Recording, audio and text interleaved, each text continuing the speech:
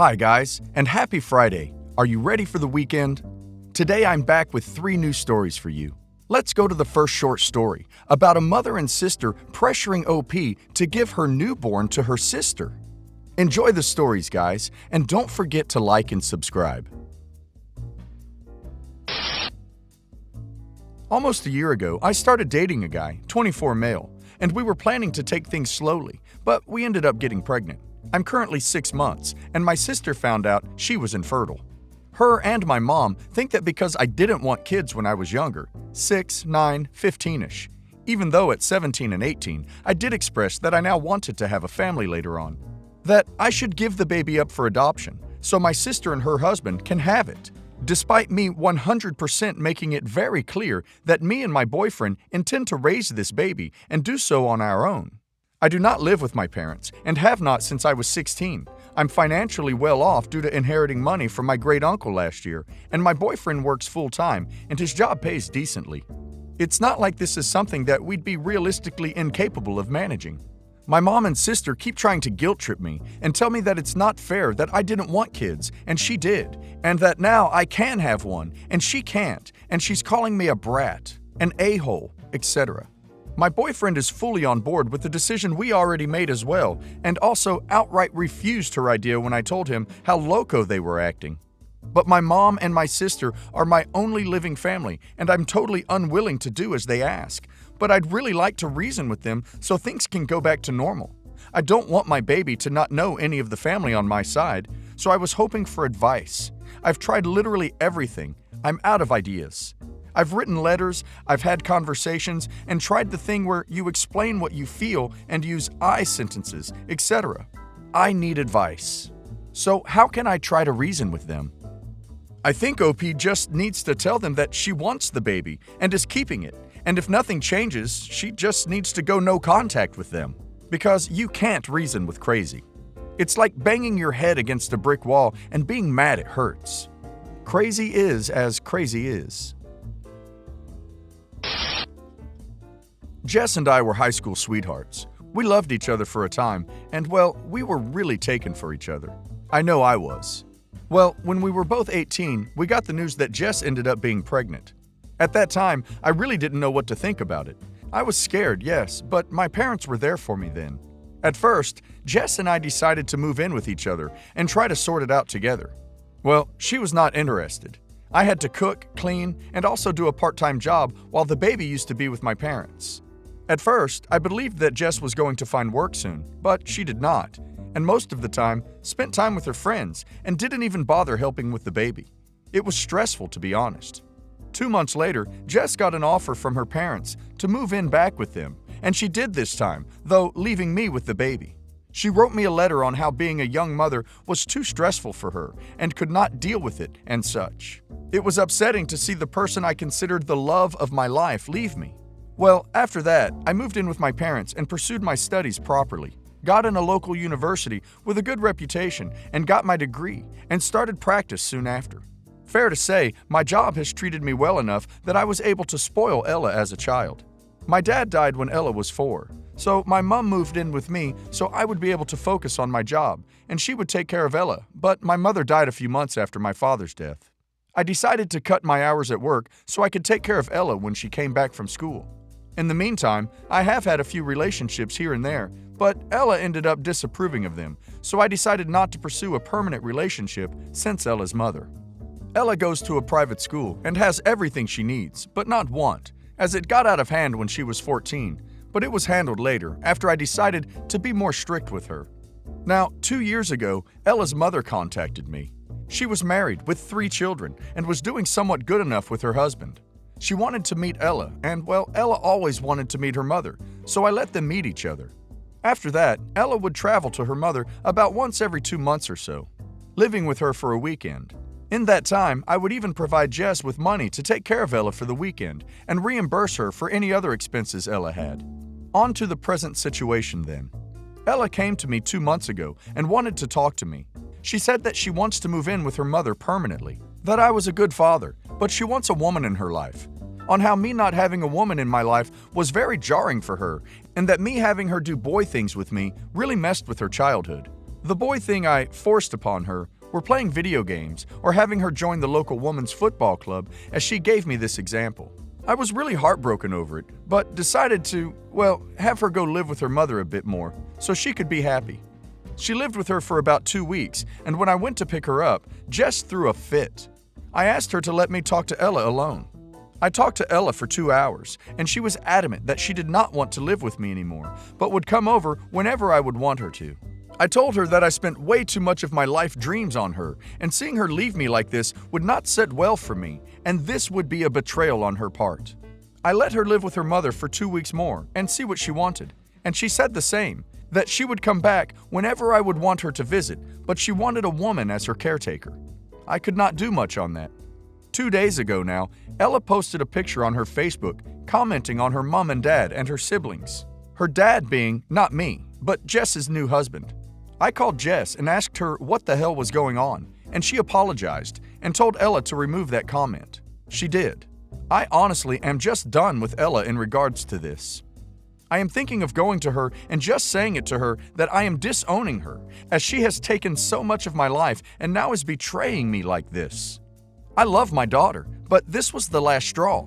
I'll obviously continue to provide till she becomes of age, but after that, no college or any inheritance. I am angry at her right now, so much that I never have been. I am still not that old. I still have a chance of finding a partner and having kids. I would rather spend my hard-earned money on them rather than someone so ungrateful. I just don't know what else to do here. Am I too extreme with this approach? Edit. Had an odd conversation with Ella and Jess in regards to this situation. Talked with Ella first, and I told her, okay, she can live with her mother, and I'll bring her stuff over and have one of my lawyers manage the documentation. She was happy regarding that, and she asked me about how I was going to live alone now and such. I told her I have decided to go on a cruise vacation. That I was still deciding the details and such, but I was going to go for a year since her mother would be taking care of her. She was silent a bit and then asked, "What about me?" I asked her what she meant, and she said that she also wanted to go. I told her that obviously she can't go since she has to complete her studies. She wasn't happy in regards to that, but I told her that I would come and talk to her about it when I would come to drop her stuff. As far as I can see, I can manipulate the situation to get my brat back, or, go and enjoy myself. I think I have already chosen the latter, and this will be a valuable lesson to her. Now, for Jess, I told her that I won't be transferring money anymore. She wasn't happy regarding that, saying I could not just drop Ella off and act like a deadbeat dad. I was like, I paid for her since she was born, and now, of course, since she would be taking care of Ella, I would not be paying anymore.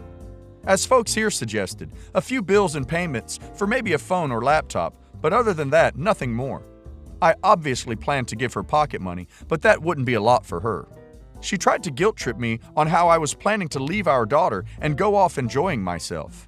As I continued to say no, she became a bit ballistic, and then I told her that if she wants me to pay, then I was going to sue her for about 14 to 16 years of child support payments if she continued to act like this. She obviously quieted down and dropped my call after that. It's been eventful, at least. I understand OP very well. I'm sure everyone would be hurt in a situation like this. Also, I understand OP's daughter because she grew up not having a mother, and now she is happy to have one. But do you guys think this woman can be a good mother? She left the girl and didn't give a crap about her for so many years. I feel confident that once the initial honeymoon period is over, that your daughter will want to come back to OP. She will understand what it feels like to live with stepfather and siblings. She is definitely used to having attention only for her. Yes, she is ungrateful, but I think that's because OP spoiled her a little bit. Do you agree with me, guys? My boyfriend met this woman through mutual friends 3 months before he met me off a dating app in December. I've been told in those 3 months, they became close and he'd confided his problems to her. She started dating his best friend casually. In March, his best friend dumped her and she was devastated. She became really needy and started hanging out with us at least once a week. I wasn't seeing him often then, usually only on weekends, so I felt like I wasn't getting enough alone time with him. I also didn't understand why she was always around. If my male friend just got into a relationship, I'd back off and let him spend time with his new girlfriend. He also made things worse by inviting her to what I thought were dates, and I'd find out when we got to the location. For example, he and I would have plans to go watch a movie. She'd ask him if he had plans, and he'd invite her to come along without telling me. We would get to the theater, and lo and behold, she'd be there. This happened a few times, and it drove me insane. I started noticing they'd touch each other more often than I'd like. He'd guide her by touching her lower back. She'd reach over and squeeze his biceps. When she wanted his attention, she'd touch his arm. The last straw was when we went to a rave in May and we met up with her friends. My boyfriend and I wanted to see another DJ and get some alone time, so we told her we'd be right back. She didn't want us to leave her with her friends, but we told her we'd be gone only 30 minutes. When we came back, she was having an anxiety attack and crying that we left her. Her hands were numb and trembling, so she asked him to massage her hands, which I thought was incredibly inappropriate. Not to mention, earlier that night, I was leaning back on him, cuddling, while listening to one of our favorite songs. He then put his arm around her, so we were in this weird three-way cuddle. His reasoning was that he didn't want her to feel left out. I confronted him shortly afterward and told him that their relationship made me very uncomfortable. I didn't want him to choose, and knowing myself, I felt like this wouldn't work because we clearly have different boundaries. He told me that if he had to choose, he'd choose me. He suggested that I tag along whenever they hang out so I could see that he's not doing anything inappropriate with her. I told him I didn't want to do that because I don't like her as a person. She's not very bright. We don't have much in common, and whenever we hang out, she'd talk endlessly about her life and not include me, making me feel like I'm the third wheel. My boyfriend doesn't talk much and is a good listener, so I can see why she enjoys being friends with him. But I don't understand how he benefits from the friendship.